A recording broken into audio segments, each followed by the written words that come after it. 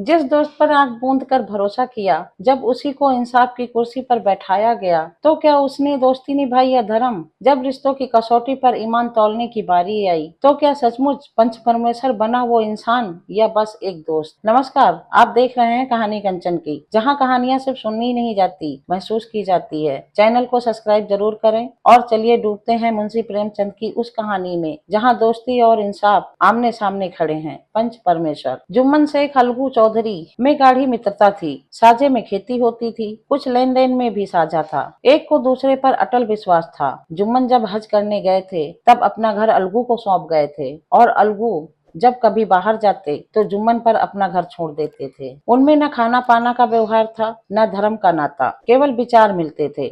मित्रता का मूल मंत्र भी यही है। इस मित्रता का जन्म उसी समय हुआ जब दोनों मित्र बालक ही थे और जुम्मन के पूज्य पिता जुमराती उन्हें शिक्षा प्रदान करते थे। अलगू ने गुरु जी की बहुत सेवा की थी, खूब प्याले धोए। उनका हुक्का एक क्षण के लिए भी विश्राम न लेने पाता था, क्योंकि प्रत्येक चिलम अलगू को आधा घंटे तक किताबों से अलग कर देती थी। अलगू के पिता पुराने विचारों के मनुष्य थे। उन्हें शिक्षा की अपेक्षा गुरु की सेवा शूरसा पर अधिक विश्वास था। वह कहते थे कि विद्या पढ़ने में नहीं आती, जो कुछ होता है वह गुरु के आशीर्वाद से, बस गुरु जी की कृपा दृष्ट चाहिए। अतः यदि अलगू पर जुमराती शेख के आशीर्वाद अथवा सत्संग का कुछ फल न हुआ, तो यह मानकर संतोष कर लेना कि विद्योपार्जन में मैंने यथाशक्ति कोई बात उठा नहीं रखी। विद्या उसके भाग ही में न थी तो कैसे आती? मगर जुमराती शेख स्वयं आशीर्वाद के कायल न थे। उन्हें अपने सोटे पर अधिक भरोसा था, और उसी सोटे के प्रताप से आसपास के गांवों में जुम्मन की पूजा होती थी। उनके खिले हुए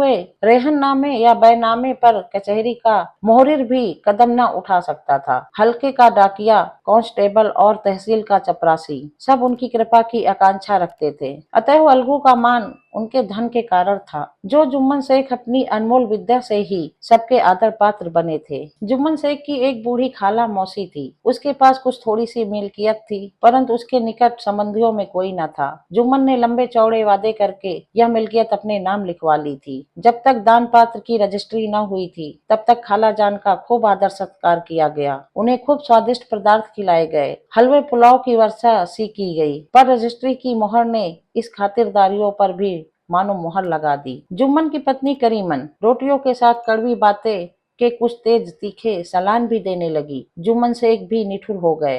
अब बेचारी खाला जान को प्राह नित ही ऐसी बातें सुननी पड़ती थी। बुढ़िया न जाने कब तक जिएगी। 2-3 बीघे उसर क्या दे दिए, मानो मोल ले लिया है। बघारी दाल के बिना रोटियां नहीं उतरेंगी। जितना रुपया इसके पेट में झोंक चुके, उतने से तो अब तक गांव मोल ले लेते। कुछ दिन खाला जान ने सुना और सहा, पर जब न सहा गया, तब जुम्मन से शिकायत की। जुम्मन ने स्थानीय कर्मचारी गृह स्वामी के प्रबंध देना उचित न समझा। कुछ दिन तक और यूं ही रो धो कर काम चलता रहा। अंत में एक दिन खाला ने जुम्मन से कहा, बेटा, तुम्हारे साथ मेरा निर्वाह न होगा, तुम मुझे रुपए दे दिया करो, मैं अपना पका खा लूंगी। जुम्मन ने दृष्टा के साथ उत्तर दिया, रुपए क्या यहाँ फलते हैं? खाला ने निम्रता से कहा, मुझे कुछ रूखा सूखा चाहिए भी कि नहीं? जुम्मन ने गंभीर स्वर से जवाब दिया, तो कोई यह थोड़ी ही समझा था कि तू मौत से लड़कर आई हो। खाला बिगड़ गई। उन्होंने पंचायत करने की धमकी दी। जुम्मन हंसे, जिस तरह कोई शिकारी हिरन को जाल की तरफ जाते देखकर मन ही मन हंसता है। वह बोले, हाँ, जरूर पंचायत करो, फैसला हो जाए। मुझे भी यह रात दिन की खटखट पसंद नहीं। पंचायत में किसकी जीत होगी, इस विषय में जुम्मन को भी संदेह न था। आसपास के गांवों में ऐसा कौन था उसके अनुग्रहों का ऋणी न हो? ऐसा कौन था जो उसको शत्रु बनाने का साहस कर सके? किसमें इतना बल था जो उसका सामना कर सके? आसमान के फरिश्ते तो पंचायत करने आवेंगे ही नहीं। इसके बाद कई दिन तक बूढ़ी खाला हाथ में एक लकड़ी लिए आसपास के गांवों में दौड़ती रही। कमर झुककर कमान हो गई। एक एक पग चलना दूभर था, मगर बात आ पड़ी थी। उसका निर्णय करना जरूरी था। बिरला ही कोई भला आदमी होगा जिसके सामने बुढ़िया ने दुख के आंसू न बहाए हों। किसी ने तो यूं ही ऊपर मन से हूं हां करके टाल दिया, और किसी ने इस अन्याय पर जमाने को गालियां दी। कहा, कब्र में पांव लटके हुए हैं, आज मरे कल दूसरा दिन। पर हवस नहीं मानती। अब तुम्हें क्या चाहिए? रोटी खाओ और अल्लाह का नाम लो। तुम्हें अब खेती बाड़ी से क्या काम है? कुछ ऐसे सज्जन भी थे जिन्हें हास रस के रसास्वादन का अच्छा अवसर मिला। झुकी हुई कमर,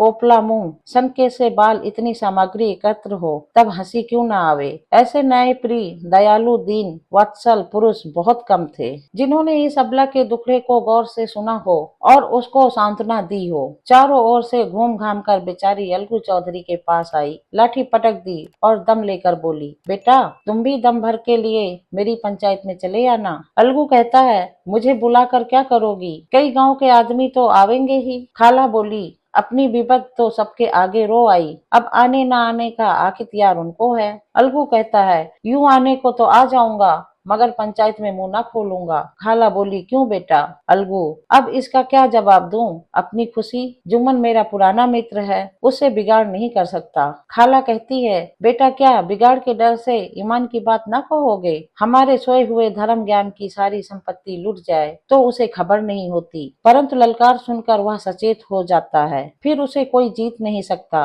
अलगू इस सवाल का कई उत्तर न दे सका, पर उसके हृदय में ये शब्द गूंज रहे थे, क्या बिगाड़ के डर से ईमान की बात न कहोगे। संध्या समय एक पेड़ के नीचे पंचायत बैठी। सेठ जुम्मन ने पहले से ही फर्श बिछा रखा था। उन्होंने पान, इलायची, हुक्के, तंबाकू आदि का प्रबंध भी किया था। हाँ, वह स्वयं अलबत्ता अलगू चौधरी के साथ जरा दूर पर बैठा। जब पंचायत में कोई आ जाता था तब दबे हुए सलाम से उसका स्वागत करते थे। जब सूर्य अस्त हो गया और चिड़िया की कलरव युक्त पंचायत पेड़ों पर बैठी, तब यहाँ भी पंचायत शुरू हुई। फर्श की एक एक अंगुल जमीन भर गई, पर अधिकांश दर्शक ही थे। निमंत्रित महाशयों में से केवल वो ही लोग पधारे थे जिन्हें जुम्मन से अपनी कुछ कसर निकालनी थी। एक कोने में आग सुलग रही थी, नई ताबड़तोड़ चिलम भर रहा था। वह निर्णय करना असंभव था कि सुलगते हुए उपलों से अधिक धुआं निकलता था या चिलम के दमों से। लड़के इधर उधर दौड़ रहे थे, कोई आपस में गाली गलौज करते और कोई रोते थे। चारों तरफ कोलाहल मच रहा था।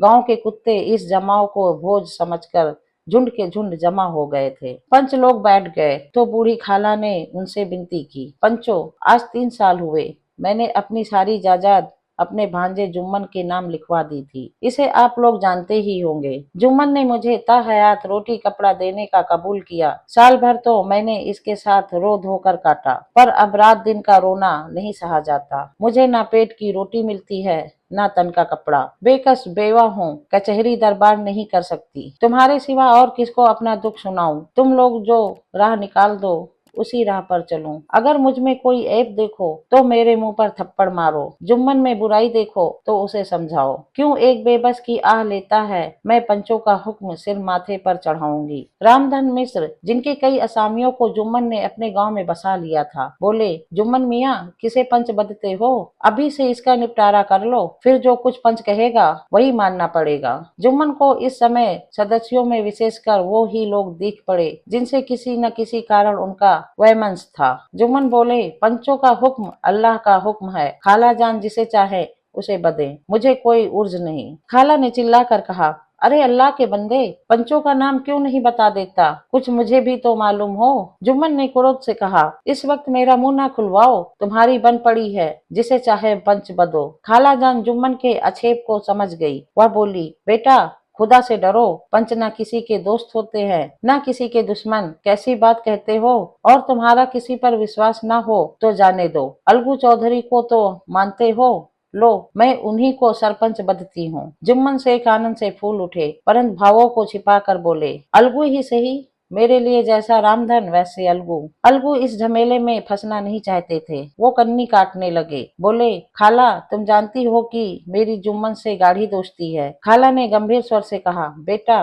दोस्ती के लिए कोई अपना ईमान नहीं बेचता, पंच के दिल में खुदा बसता है, पंचों के मुंह से जो बात निकलती है वह खुदा की तरफ से निकलती है। अलगू चौधरी सरपंच हुए। रामधन मिश्र और जुम्मन के दूसरे विरोधियों ने बुढ़िया को मन में बहुत कोसा। अलगू चौधरी बोले, शेख जुम्मन, हम और तुम पुराने दोस्त हैं, जब काम पड़ा तुमने हमारी मदद की है और हम भी जो कुछ बन पड़ा तुम्हारी सेवा करते रहे हैं, मगर इस समय तुम और बूढ़ी खाला दोनों हमारी निगाह में बराबर हो। तुमको पंचों से जो कुछ अर्ज करनी हो करो। जुम्मन को पूरा विश्वास था कि अब बाजी मेरी है। अलग यह सब दिखावे की बातें कर रहा है, अतएव शांत चित्त होकर बोले, पंचो 3 साल हुए खालाजान ने अपनी जायदाद मेरे नाम हिब्बा कर दी थी। मैं उन्हें ताहयात खाना कपड़ा देना कबूल किया था। खुदा गवाह है, आज तक मैंने खालाजान को कोई तकलीफ नहीं दी। मैं उन्हें अपनी माँ के समान समझता हूँ। उनकी खिदमत करना मेरा फर्ज है। अगर औरतों में जरा अनबन रहती है, उसमें मेरा क्या बस है। खालाजान मुझसे माहवार खर्च अलग मांगती हैं। जायदाद जितनी है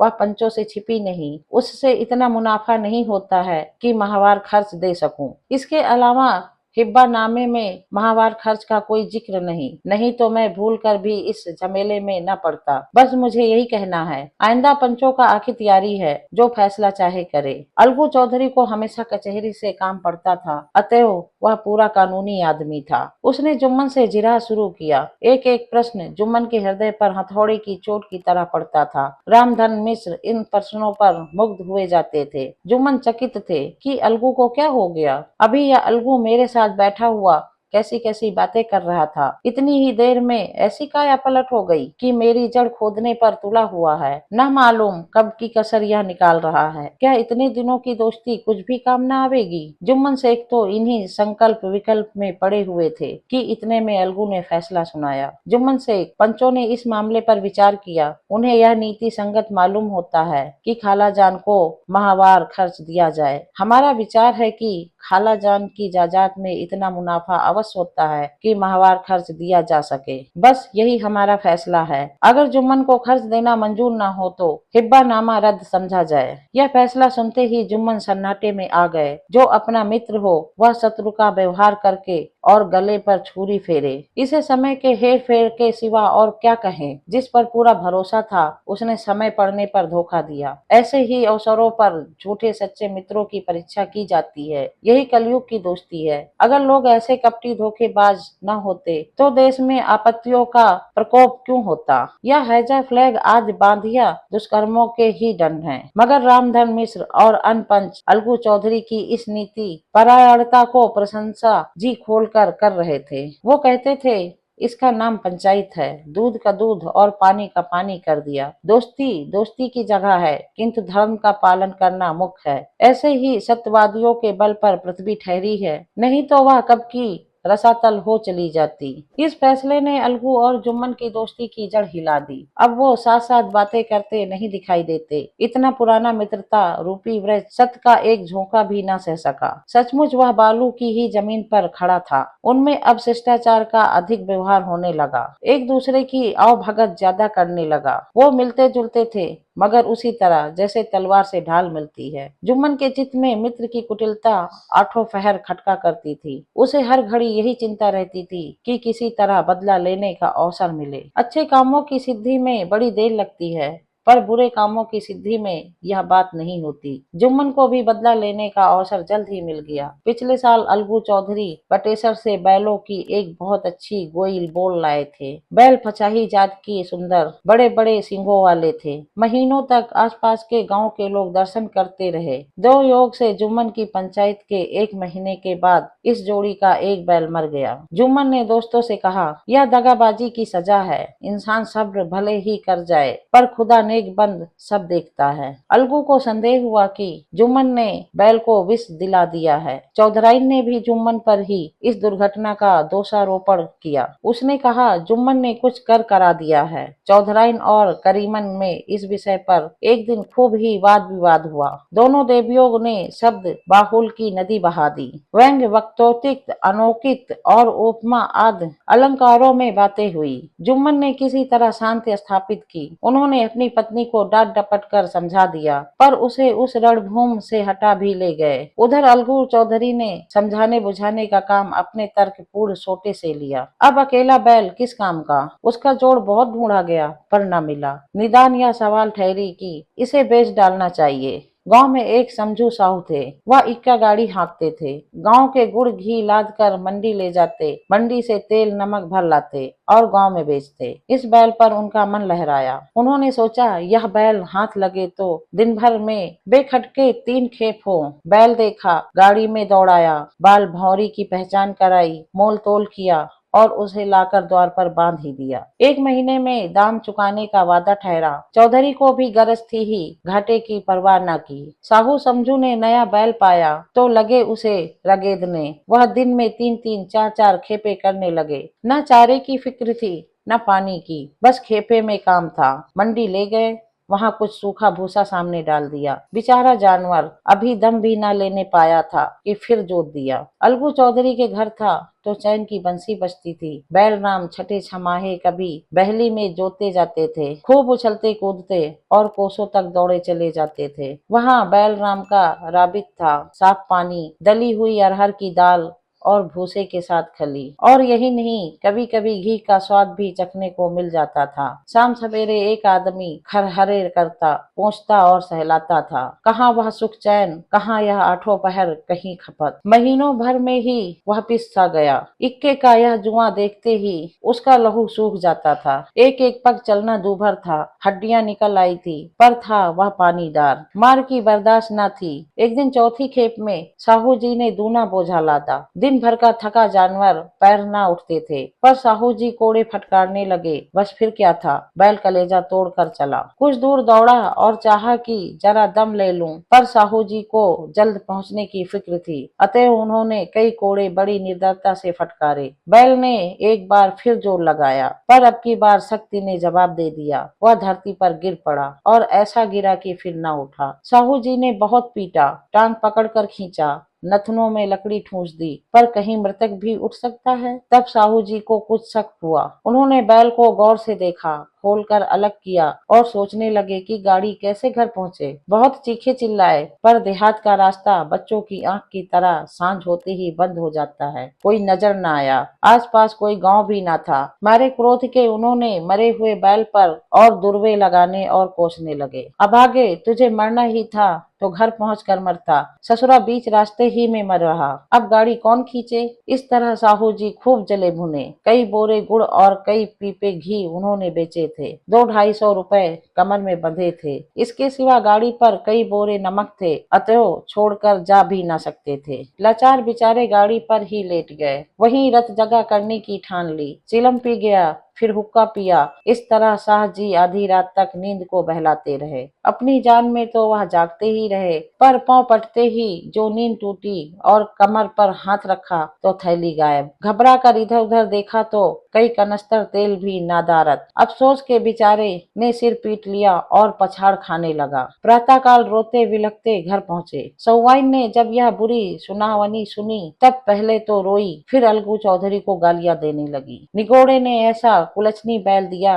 कि जन्म भर की कमाई लुट गई। इस घटना को हुए कई महीने बीत गए। अलगू जब अपने बैल के दाम मांगते तब साहू और सहुआइन दोनों ही झल्लाते हुए कुत्ते की तरह चढ़ बैठते और अंट बंट बकने लगते। वाह, यहाँ तो सारे जन्म की कमाई लुट गई, सत्यानाश हो गया, इन्हें दामों की पड़ी है। मुर्दा बैल दिया था, उस पर दाम मांगने चले हैं। आंखों में धूल झोंकी है, सत्यानाशी बैल गले बांध दिया। हमें निरा पोंगा ही समझ लिया है, हम भी बनिए के बच्चे हैं। ऐसे बुद्धू कहीं और होंगे। पहले जाकर किसी गड्ढे में मुंह धो आओ, तब दाम लेना। न जी मानता हो तो हमारा बैल खोल ले जाओ, महीना भर के बदले 2 महीने जोत लो। और क्या लोगे। चौधरी के अशुभ चिंतकों की कमी न थी। ऐसे अवसरों पर वो भी एकत्र हो जाते और साहू जी के बराने की पुष्टि करते, परंतु 150 रुपए से इस तरह हाथ धो लेना आसान न था। एक बार वह भी गर्म पड़े। साहू जी बिगड़ कर लाठी ढूंढने घर चले गए। अब सहुआइन ने मैदान लिया। प्रश्नों उत्तर होते होते हाथापाई की नौबत आ पहुंची। सहुआइन घर में घुसकर किवाड़ बंद कर लिए। शोरगुल सुनकर गांव के भले मानस घर से निकले। वह परामर्श देने लगे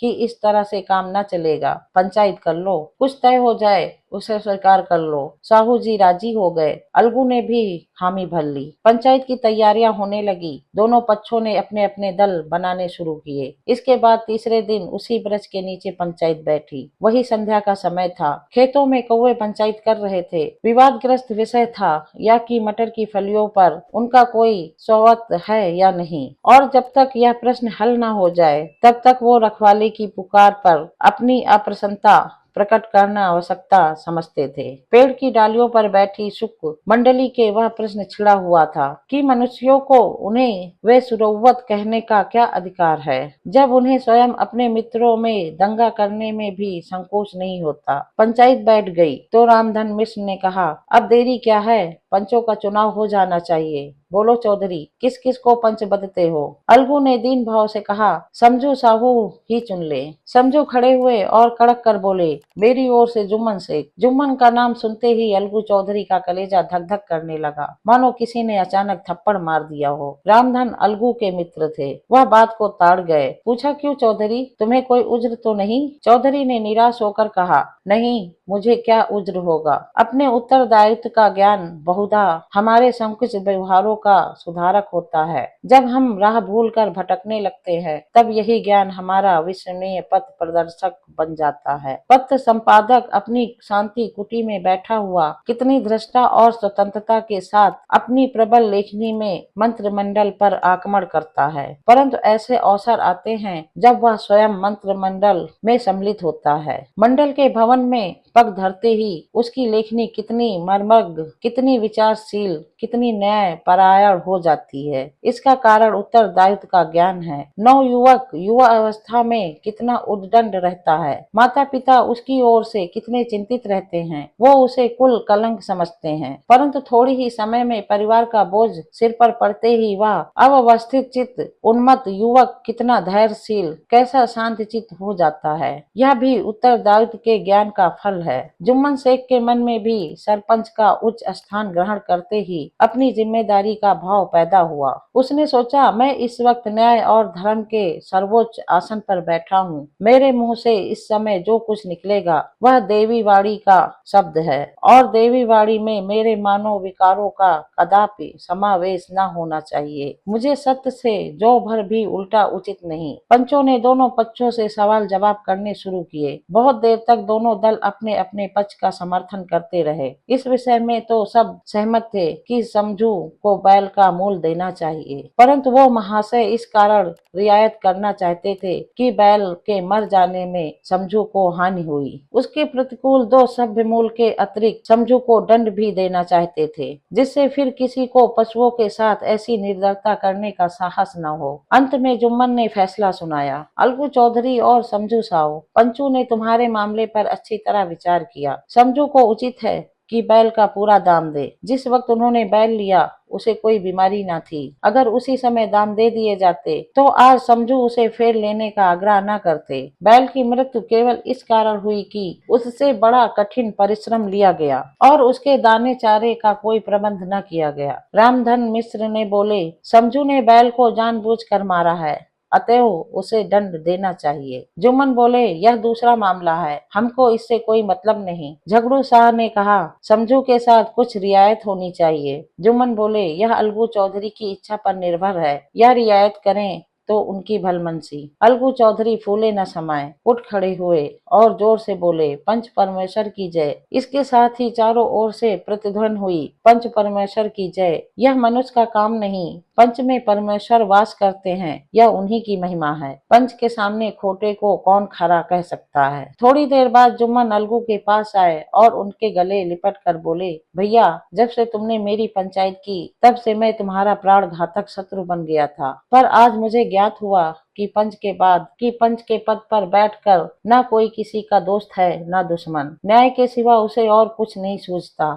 आज मुझे विश्वास हो गया कि पंच की जबान से खुदा बोलता है। अलगू रोने लगा। इस पानी से दोनों के दिलों का मैल धुल गया। मित्रता की मुरझाई हुई लता फिर हरी हो गई। दोस्तों, कैसी लगी कहानी कमेंट में जरूर लिखना। वीडियो को लाइक करना, दोस्तों के साथ शेयर करना, चैनल सब्सक्राइब करना मत भूलना। मैं कंचन आपसे विदा लेती हूँ, फिर मिलूंगी अगली एक नई कहानी के साथ। धन्यवाद।